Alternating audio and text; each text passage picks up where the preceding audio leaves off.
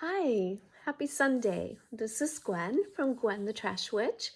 Welcome back and welcome if you're new. I'm here on this Sunday to share week 3 of the hashtag Paper Bag Junk Journal Prompt Challenge 2025. And that is hosted by Cara Mia at Paper Confessions with Cara Mia and Bianca at BB's Closet.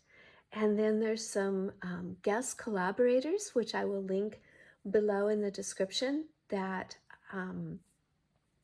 have been invited to play along with Cara Mia and Bianca, as well as it is an open, fun challenge where everyone is invited to play along and get their paper bags out and make a fun journal of any theme of your choice. So on Sundays, we've been showing the next 7 prompts. So there'll be one more sharing after today. And we are currently on prompts. Where are we? Here we are. A stencil was number 15, a stamp in color, a die cut, a page extension, a poem, shabby chic, and a hidden paper clip. So let's get started with what I created in the TUT version of my paper bag junk journal. So let's see. Oh, I don't want to lose my paper. I set it away. Let's see if we can find the first one, which is stencil. So what I did for stencil is I actually combined the prompt stencil and die cut. So on this page, I started with a stencil here and just kind of lightly went around. I used the vintage photo and the spiced marmalade to do my stenciling. And then I went ahead and stamped over that in a couple different colors.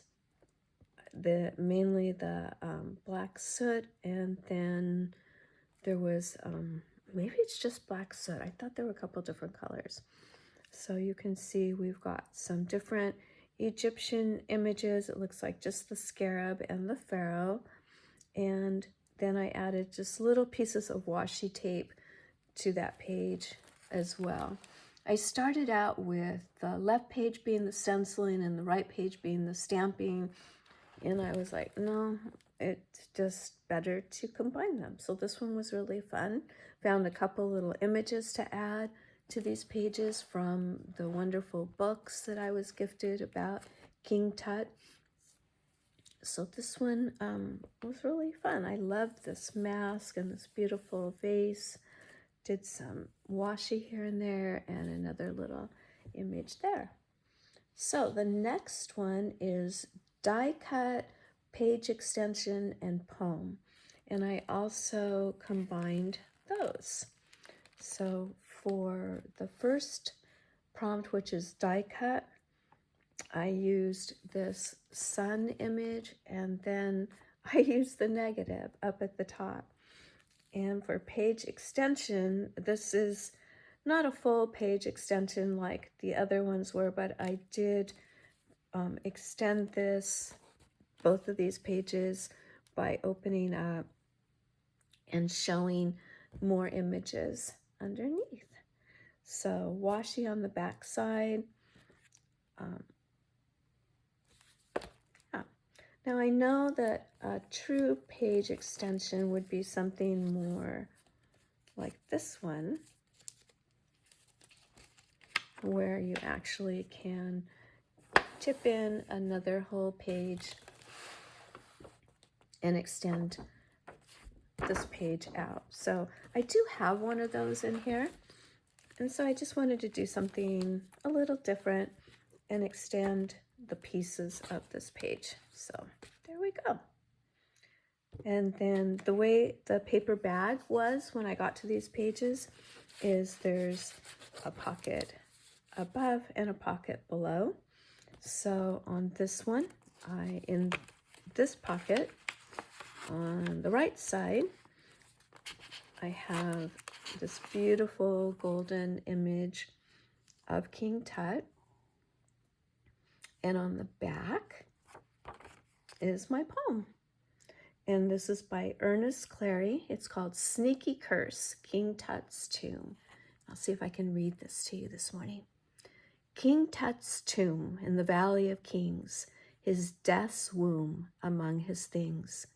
Surviving raiders for a while, rubble hidden door, not far from the Nile, it lays forevermore. Along came Carter at I think that's caravans, but Canarvan's command to Tut's things barter, hand from hand. Now the treasure's gone from tomb number 7, the flight of a swan, his spirit in heaven. And then Carter died from a bite on his cheek. Thought the curse lied. What a sneak. So I thought that was a fun one. And that, of course, is true. He did die from a bite on his cheek. And it was this archaeologist that found the tomb and made it possible for all of those beautiful items from the tomb, the golden tomb, to be in a museum for us all to see. And I know it has traveled around the world to exhibits. It's been here in the United States, I believe, twice. So that's great. We found a lot of information about the tombs. His was, I guess, one of the most substantial as far as value, and the things were just so beautiful and so much gold. But, you know, it wasn't really meant to be disturbed. So, I don't know. Kind of interesting. Very interesting, actually. Very interesting. I was watching a video last night on the young boy king, and they're saying by all the scientific means that we have available to us that he actually was not a healthy child. He had some deformities and made it difficult for him to walk, and he probably walked with some kind of support. Just very interesting. I don't want to quote or give misinformation, but yeah, if you're interested, I didn't realize that about him. I don't remember learning that in the exhibit, and it's certainly not in these books that I've been gifted. So, okay, the next one was shabby chic, and I was like, uh-oh. I was like, how do I make this shabby chic? So I kind of went out on the best I could for shabby chic, and I had this cool mummy cloth, and I made this. And it is this beautiful roll of cloth that I got from Michael's this Halloween season. And it's just on a big roll. And I was like, well, that's about as shabby chic as I'm going to get. But then I added some beads and tried to make it look a little more shabby chic. So we've got that.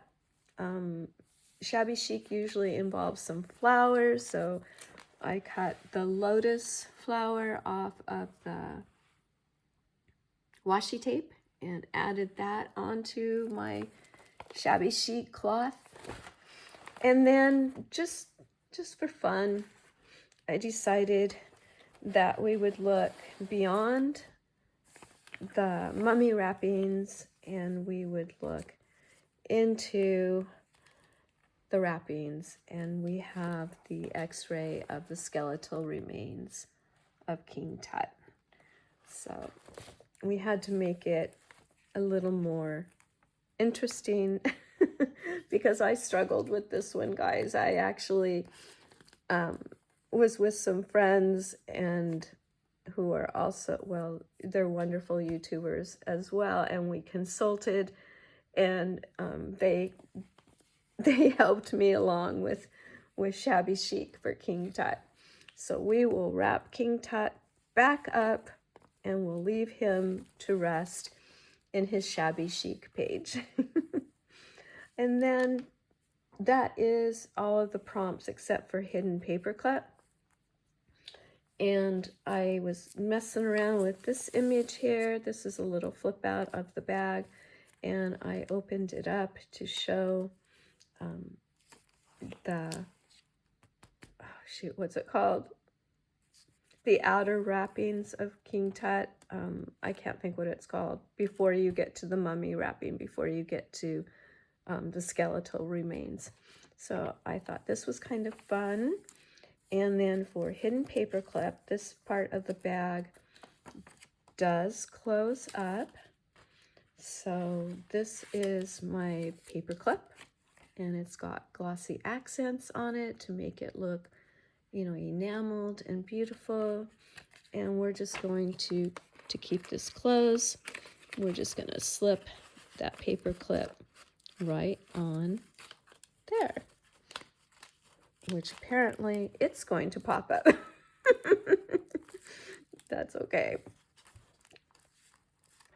All right, friends, thank you so much for coming. We're going to take this off because it's wanting to pop up. Do we have another place we could put this? I wanted it to keep that closed. We can put it maybe right here. Will you pop up there? There we go. It was this that was making it pop up. All right. Well, thank you for coming and seeing the next 7 prompts. As usual, this was very fun. It really gets those creative juices flowing, especially when you get Shabby Chic for King Tut. If, I don't know, maybe something obvious I'm missing for him, but let me know if you can think of another way I could have addressed Shabby Chic this week.